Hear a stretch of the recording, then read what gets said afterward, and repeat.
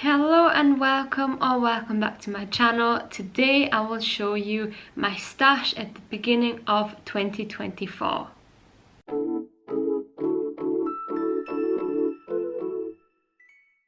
Hello, I am so glad you could join me once again. I thought it would be good to go through my stash.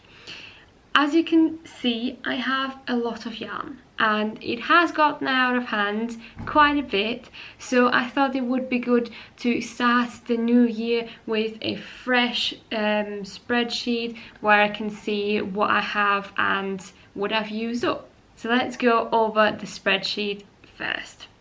So I showed you once before how I organize my yarn. I know that there are better ways, probably through Ravelry, etc., but this is just the way that I found works for me. And what I do when I get new yarn into my stash is I put the name and the yarn company, now also the color, so either the color code or the color name, the quantity, how much I have, then the meterage, which is the most important bit for me of the whole spreadsheet, the gauge, so I can kind of know what I'm looking at, if I have plans for any future projects. And then I have 3 columns. The first one is stash, which means something that I have already had in my stash. The second one is out, which means the yarn that I have used for projects that is out of my stash. And then the last column that comes in, so all of the new yarn gets ticked there. I find this gives me a really good overview also to see how much yarn I have in my stash and how much yarn I bought over the year. I also have different categories, and I have to say they just work fine for me. I know I could be way more organized in this department, but hey ho, it works for me. I know what I'm looking at. The first one is drops, because I just have so much drops yarn that I wanted its own category. The second one is mohair. Then I have sandness yarn, which also is quite full. We are knitters, knitting for Olive, woolly knit, and then odds, which means for me just random balls of yarn where I don't need a full category because I won't have enough. I probably could make more categories, like I said, because I have got a lot of Filcolana wool and quite a few West Yorkshire spinners as well as alpaca yarn. But to be fair, it works fine the way it is. I kind of know where the stuff is by now anyways, so I don't want to mess up this organisation too much. Another category is hand-dyed, and I wanted to have this as a separate category and not put it into odds because this is the really special yarn to me.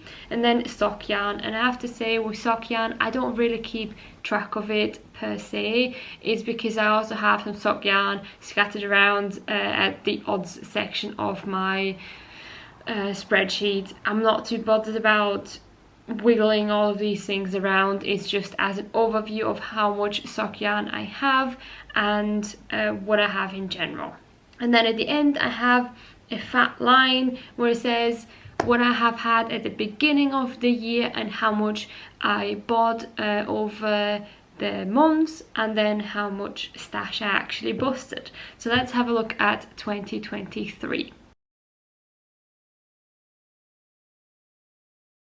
In 2023, I started out with round about 355 balls of yarn. I have the quantity, and that is very much guesswork because I don't know how much balls of yarn I would actually have, because I have a few cones or where I have scraps, so I'm not really counting those either. So I'm saying round about 355 actual balls of yarn, and that adds up to round about again 63,372 meters.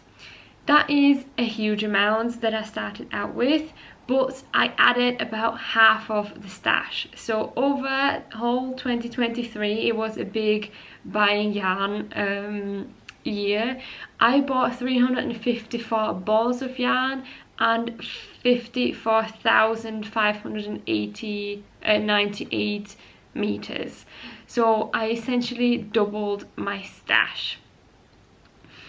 So at the end of the year, I have 709 balls of yarn and 117,970 meters. I already subtracted the yarn that I got out of my stash, but it's still a really big amount. So I was also interested in how much I busted my stash, and I got rid of 159 balls of yarn and 28,898 meters, which is still a big amount to think that I used 28,000 meters thereabouts over the last year. Then I also put them into a really nice pie chart, which I'm gonna insert now just as an overview, because I feel like graphs show the image a lot better than what you're just trying to say.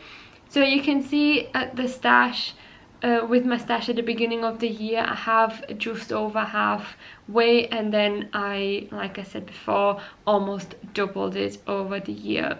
In terms of percentages of how much stash yarn I used about 20%, which is not bad, to be honest. I'm fairly happy with that calculation. Let's have the goal to have a little bit more for next year, maybe either buying less yarn or using up more yarn. Those are the only two options that you have, really. And now for 2024, I started out with a completely new Excel spreadsheet. I just copied and pasted the one from last year, but put all of the yarn, instead of in and out, all into stash, everything that I have left, because that's the stash I started out with at the beginning of the year. So this year I'm starting out with 92,777 meters and 561 balls. So this year I would like to reduce my yarn stash a little bit, especially with the yarns that I know I'm never going to use. I have a full box of that. I want to make this a priority. I'm not going to go on a yarn buying ban or anything, even though I have a really big amount already. But yarn buying makes me happy because I know I want to try out some new stuff. I really like the colours and it will get used up eventually. Don't you worry about that. I know I will use it up, but it's still a little bit shocking to see how much I actually have in numbers.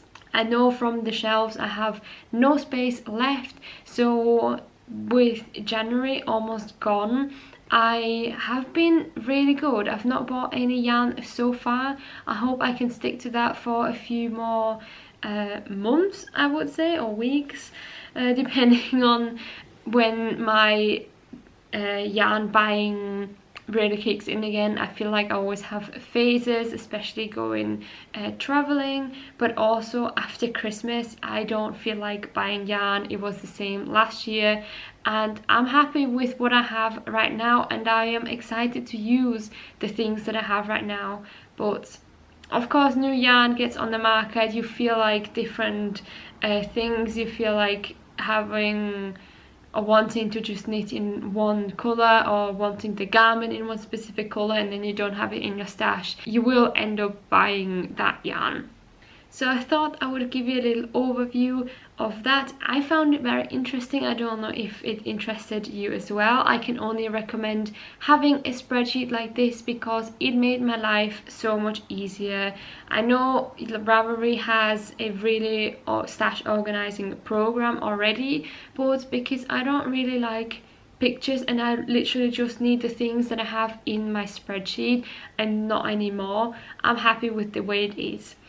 I'm going to upload this spreadsheet into my cloud because I found that having it, having access to it wherever I am is actually really helpful, and not just having it as a separate file on my laptop, because when I'm out I can just look up, oh, do I have this yarn, do I have the quantity of yarn that I need as well in my stash, and it makes it a whole lot easier. So this year I can only encourage everyone to have a list of yarn I've tried it in a book form once before. It did not work out, so I feel like having it digitally is going to be easier, but each to their own, I guess. It's just that I found this really works for me.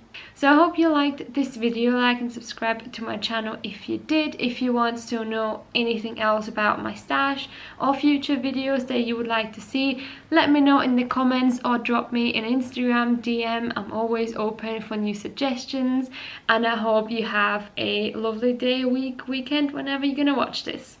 Happy knitting! Bye!